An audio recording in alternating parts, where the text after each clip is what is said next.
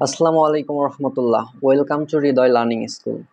তো ইতিমধ্যেই তোমাদের ঢাবি অধিভুক্ত সরকারি 7 কলেজের ভর্তি কার্যক্রম শুরু হয়েছে এবং আগামী 6 থেকে 9 তারিখের মধ্যে তোমাদেরকে সশরীরে গিয়ে 7 কলেজের যে ভর্তি কার্যক্রম সেটি সম্পন্ন করতে হবে।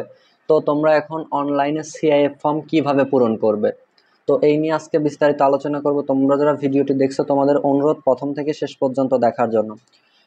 তো চলো ভিডিওটি শুরু করা। শুরুতেই তোমরা একটি ব্রাউজারে গিয়ে সার্চ করবে, যদি ইডেন কলেজ হয় বা সরকারি তিতুমির কলেজ হয়, তোমার যে কলেজ সেই কলেজের নামটি দিয়ে এবং সাথে দিয়ে দেবে ইএমএস। তো এটা দেওয়ার পরে আমি দিয়েছি হচ্ছে ইডেন ইএমএস অর্থাৎ ইডেন কলেজের সিএএফ ফর্ম পূরণ করার জন্য। তারপর তোমাদের সামনে ঠিক এমন একটি ইন্টারফেস শো করবে। দেন তোমরা ইএমএস লগ ইন এইখানে ক্লিক করবে। এইখানে ক্লিক করার পর তোমাদের সামনে এমন একটি ইন্টারফেস শো করবে। এখন এখানে তোমরা কি পাসওয়ার্ড দেবা এবং কি ইউজার নেম দিবা। তো তোমরা ইউজার নেমের জায়গা লিখে দিবে হচ্ছে ইডেন স্টুডেন্ট এবং পাসওয়ার্ডের জায়গাও সেম অনুরূপভাবে লিখে দেবে ইডেন স্টুডেন্ট। দেন তোমরা সাইন ইনে ক্লিক করবে।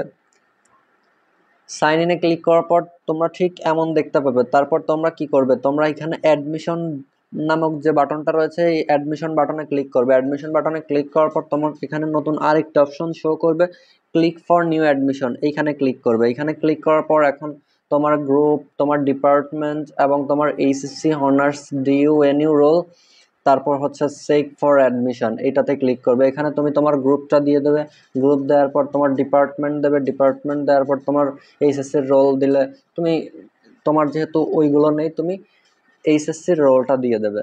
সবগুলো দেওয়ার পর সাবমিটে ক্লিক করার পর তোমাদের সামনে ঠিক এমন একটি পেজ শো করবে। এখানে তোমার নেম বাংলা এবং ইংলিশে দিতে হবে, তোমার ন্যাশনালিটি, স্টুডেন্ট বার্থ সার্টিফিকেট বা NID, student phone number, date of birth, quota থাকলে কোটার ইনফরমেশন দেবে, রিলিজিয়ন, ব্লাড গ্রুপ, জেন্ডার।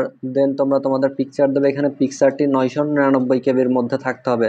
তারপর ডান পাশের দিকে পিতা বা গার্ডিয়ান যে থাকবে তার ইনফরমেশন দেবে। দেওয়ার পর তোমার এখানে তোমার পার্মানেন্ট অ্যাড্রেস দেবে, তোমার প্রেজেন্ট অ্যাড্রেস দেবে এবং তোমার যদি লোকাল গার্ডিয়ানস থাকে অর্থাৎ তোমার পিতার অবর্তমানে ইন অ্যাবসেন্স অফ প্যারেন্টস, তো সেইখানে তুমি এখানে অপশনাল এটা দিতেও পারো নাও পারো। তারপর তোমরা দেবে হচ্ছে তোমাদের এসএসসি এবং এইচএসসির যে ইনফরমেশন রয়েছে সেটা, এবং অনার্সের এইখানে তোমরা তো এখনো অনার্সে মাত্র ভর্তি হচ্ছ, তো এটা দেওয়ার কোনো দরকার নেই।